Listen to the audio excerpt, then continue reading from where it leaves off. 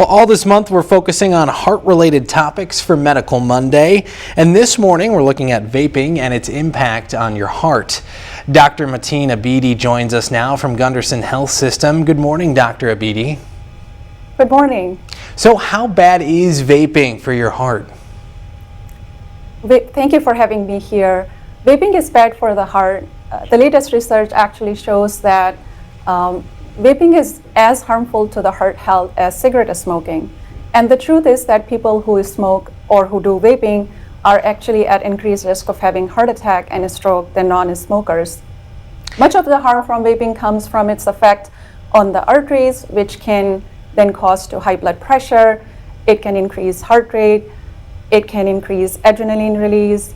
Vaping can cause sort of an inflammatory response that can lead to blood clots in the arteries, and all of these factors combine to increase the risk of heart attack. And some people have reported that they feel heart flutters. Have you found this true in your research, Dr. Abidi? That's true. Actually, people who feel heart flutters, what happens is that there is some disturbance in their electrical system of the heart. So vaping use involving various flavors, solvent vehicles, can alter the electrical conduction of the heart. It can cause disturbances in the top chamber of the heart and can lead to rhythm disturbances such as atrial fibrillation. It can cause disturbances in the bottom portion of the heart, which we call it as arrhythmias or rhythm problem.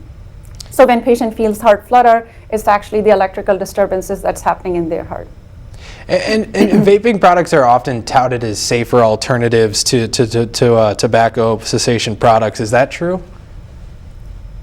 So no current vaping product received FDA approval as a cigarette smoking cessation tool. Vaping was initially thought to have several advantages over cigarette smoking.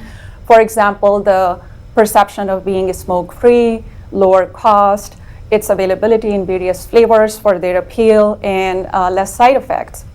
But the data now shows that people who use vaping as a sort of a tool to quit cigarette smoking, in fact, end up using both, meaning they continue to do cigarette smoking as well as vaping.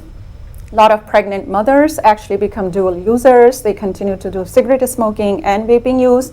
So it doesn't really help people quit cigarette smoking. And if somebody is really trying to quit, the best option is to talk to their healthcare provider because there are options available to help them quit cigarette smoking. Well, Dr. Abidi, we really appreciate your time this morning and thank you for joining us. Oh, thank you for having me.